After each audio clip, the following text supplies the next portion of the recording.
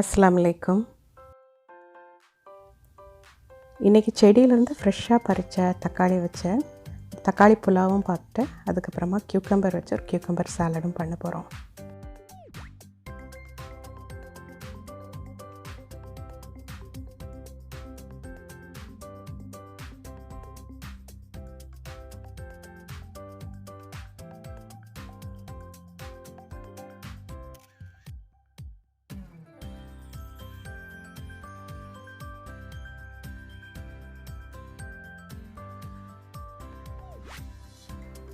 So முதல்ல cucumber salad எப்படி பண்ணுறதுன்னு பார்த்துடலாம். இது ரொம்ப சிம்பிளான ஒரு ரெசிபி.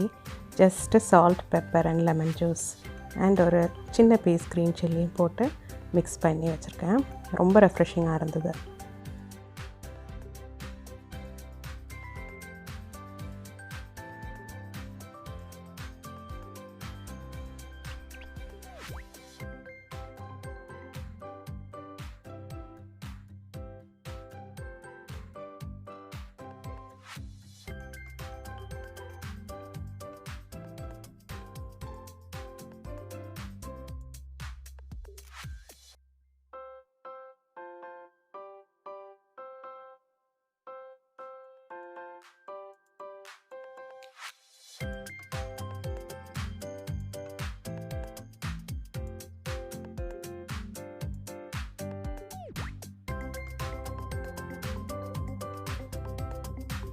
ஸோ இது அவ்வளோதான், இது ரெடி ஆகிடுச்சு.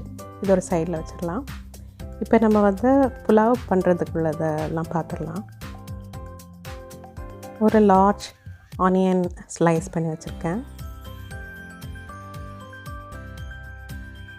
அப்புறமா ஒரு பாட்டில் கொஞ்சம் ஒரு 3 டேபிள் ஸ்பூன்ஸ் ஆயில் அண்ட் ஒரு டேபிள் ஸ்பூன் கீ போட்டு சூட் பண்ணுறேன்.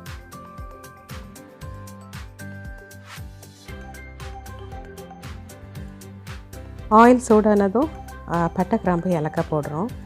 அது கூடவே கொஞ்சம் ஃப்ரெஷ் மின்ட் லீவ்ஸ் போட்டுருங்க. சும்மா ஜஸ்ட் ஒரு கைப்பிடி மின்ட் லீவ்ஸ் போதும்.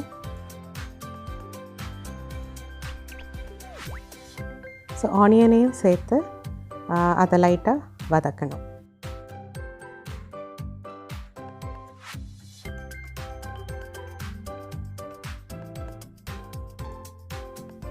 ஸோ இன்றைக்கி medium to large tomatoes 2 tomatoes எடுத்துருக்கேன்.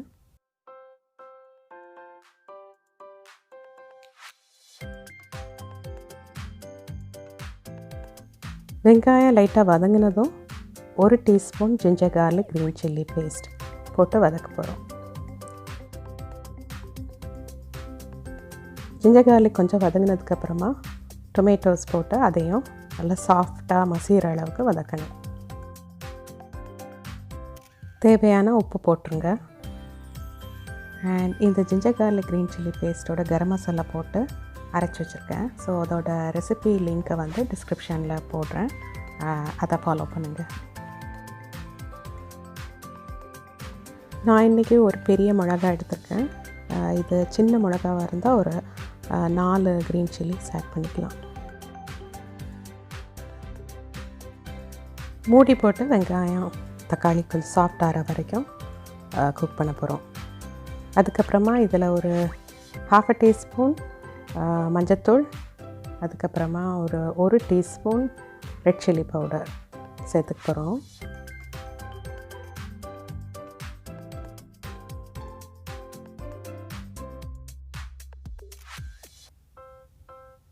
தக்காளி நல்லா மசிஞ்சு தொக்கு கன்சிஸ்டன்சி வரட்டும்.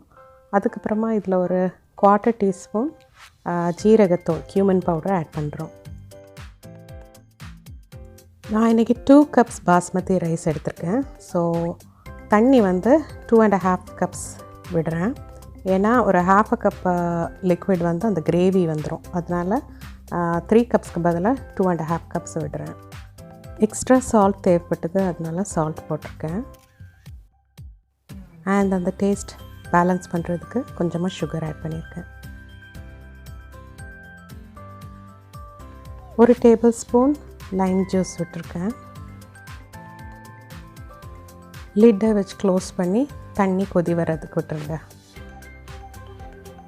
இப்போ நம்ம கோகோனட் மில்க் ஆட் பண்ண போகிறோம். நான் இன்றைக்கி கோகோனட் மில்க் பவுடர் ஆட் பண்ணுறேன். So 1 tablespoon milk powder add பண்ணிக்க, coconut milk powder. So fresh coconut milk add பண்ணுறீங்க அப்படின்னா ஒரு 1/2 cup fresh coconut milk add பண்ணுங்கள். So water and coconut milk ரெண்டும் சேர்ந்து 2.5 கப்ஸ் தான் இருக்கணும். ஃப்ரெஷ் கொரியாண்டர் லீவ்ஸ் ஆட் பண்ணியிருக்கோம்.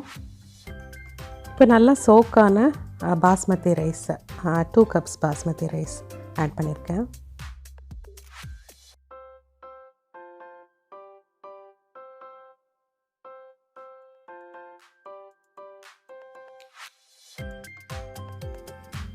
ஸோ இப்போ நம்ம ஆட் பண்ணியிருக்கிற தண்ணியும் அரிசியும் நல்லா கொதிக்கட்டும்.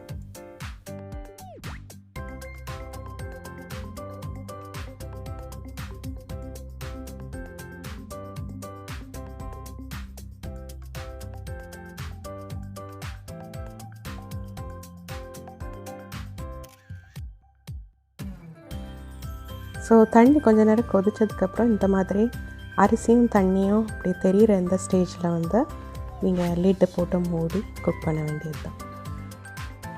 ஃப்ளேமை மினிமமில் போட்டு 15 மினிட்ஸ் லோ ஃப்ளேமில் குக் பண்ணுறோம்.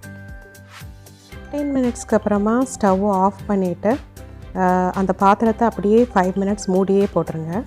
அதுக்கப்புறமா நீங்கள் திறந்து பார்த்தீங்கன்னா ரைஸ் நல்லா சாஃப்டாக உதிரியாக குக் ஆகி வந்திருக்கும்.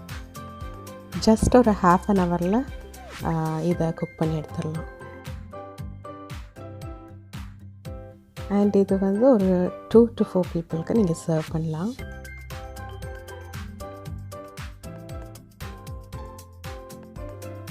இதை இன்றைக்கி வந்து boiled egg and fresh cucumber சாலடோட சர்வ் பண்ண போகிறோம். இதை நீங்களும் செஞ்சு பார்த்து அது எப்படி இருக்குது அப்படின்னு சொல்லிட்டு எனக்கு யூடியூப்பில் உள்ள கமெண்ட் பாக்ஸில் ரிப்ளை பண்ணுங்கள்.